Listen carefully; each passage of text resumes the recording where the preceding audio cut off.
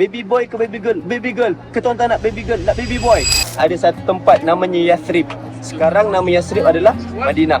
Antara orang yang duduk ramai di Yathrib waktu tu orang-orang Yahudi. Malam 12 Rabiul Awal, ada seorang ulama Yahudi. Dia keluar daripada rumah, dia naik dekat bukit paling tinggi dekat Madinah. Dia pun menjerit, "Wahai orang-orang Yahudi, keluar!" Bila mana ulama Yahudi tu panggil, kan, dia pun keluar.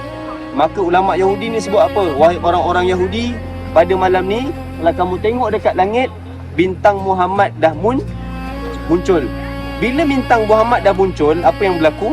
Dia arahkan kepada orang-orang Yahudi, malam ni semua orang-orang lelaki Yahudi wajib masuk dekat rumah-rumah yang ada dekat Madinah, cek ada tak baby boy yang dilahirkan. Maka start daripada tengah malam, ketuk pintu rumah yang pertama, ketuk. Dah keluar ke belum babynya? Dah keluar dah. Baby boy ke baby girl? Baby girl. Ke tuan tak nak baby girl, nak baby boy? Pergi rumah kedua. Sampailah ke waktu pagi, satu baby boy pun tak ada. Maka startlah daripada hari tu episod kebencian orang-orang Yahudi kepada Nabi SAW. Sebab apa dia benci?